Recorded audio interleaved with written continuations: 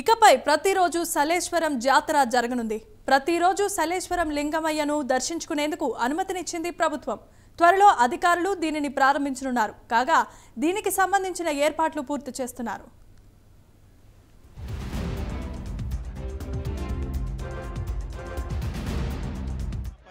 చాలా మంది ఉన్నారు.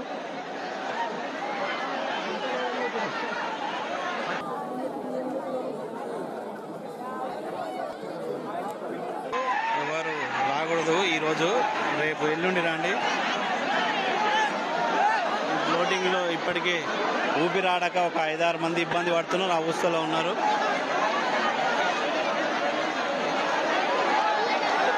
ఇప్పటికీ ప్రాణాపాయ స్థితిలో చాలా మంది ఉన్నారు.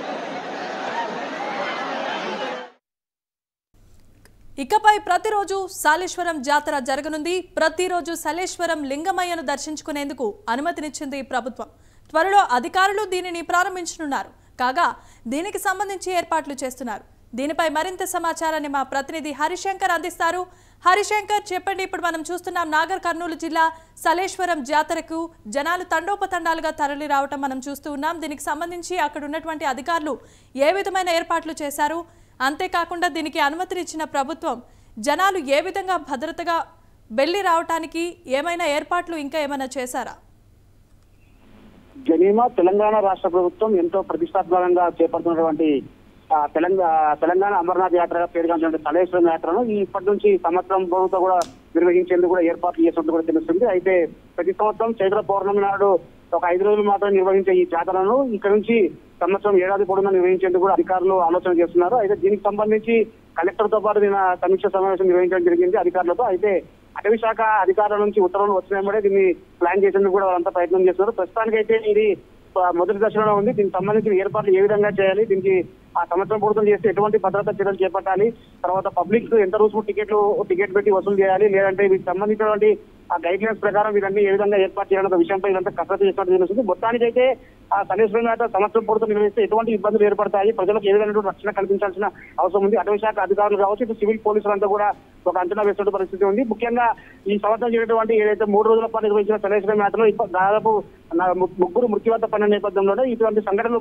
మరోసారి పునరావృతం కాకుండా అధికారులు పటిష్టమైన చర్యలు చేసేందుకు కూడా కృషి చేస్తున్నారు. అయితే దీనికి సంబంధించి సంవత్సరం పూర్తం నిర్వహిస్తే ఒకవేళ ఇటువంటి ప్రాణాపాయాల నుంచి కూడా తప్పించే అవకాశాలు ఎక్కువగా ఉంటాయి. ప్రధానంగా సంవత్సరం పూర్తం నిర్వహిస్తే మాత్రం పబ్లిక్ ఎప్పుడు కావాలంటే అప్పుడు వీకెండ్స్ అంటే శనివారం ఆదివారాలు ఎక్కువగా ఉన్న నేపథ్యంలోనే ఇటు హైదరాబాద్ నుంచి కావచ్చు, ఇతర రాష్ట్రాల నుంచి వచ్చే పబ్లిక్ సులువుదినాలు ఎక్కువగా ఉన్న రోజుల్లో పబ్లిక్ ఎక్కువగా వచ్చే అవకాశం ఉన్న నేపథ్యంలోనే దానికి తగ్గట్లుగా ఏర్పాట్లు చేస్తారా, లేదంటే ఏర్పాట్లు చేసిన విధంగా ప్రతి సంవత్సరం నుంచి 6 రోజుల పాటు కొనసాగిస్తారా?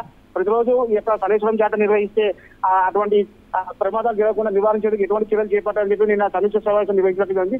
మొత్తంగా ఈ యొక్క నల్లమల అటవీ ప్రాంతంలో క్రూరమృగాలు ఎక్కువగా తిరుగుతున్న నేపథ్యంలో ఇప్పటికే సీసీ కెమెరాలు ఏర్పాటు చేసి అధికారులు ఒకవైపు ప్రజలను అప్రమత్తం చేస్తున్నప్పటికీ కూడా మరోసారి ఇటువంటి సంఘటనలు పునరావృతం కాకుండా కూడా చర్యలు చేపట్టేందుకు అవకాశాలు ఉన్నాయి. దాదాపు ఈ సంవత్సరం 3 మృత్యువాత పడ్డారు. ఒక మహిళ రైతుకు చెందినటువంటి మహిళ మిసైన నేపథ్యంలోనే ఆమె కోసం కూడా గాలింపు చర్యలు. అయితే ఇటువంటి సంఘటనలు మరోసారి పునరావృతం కాకుండా వాళ్ళంతా చర్యలు చేపట్టే అవకాశాలతో ఉన్నాయి. మొత్తంగా అటవీ శాఖ అధికారులు ఉత్తర్వులు వెలువడినమ్మడే దీనిపై ఒక గైడ్ లైన్స్ ప్రకారం దీన్ని ఏర్పాటు చేసే అవకాశాలు ఉన్నాయి. మొత్తంగా పూర్తి స్థాయిలో కూడా సలేశ్వరం జాతర సంవత్సరం పూర్తి నిర్వహిస్తే మాత్రం ఎటువంటి ప్రమాదాలకు ఆస్కారం అయితే ఉండదని చెప్పి కూడా మరోవైపు ప్రజల నుంచి కావచ్చు, ఇటు పబ్లిక్ నుంచి కూడా డిమాండ్స్ వెలువడుతున్నటువంటి పరిస్థితి ఉంది.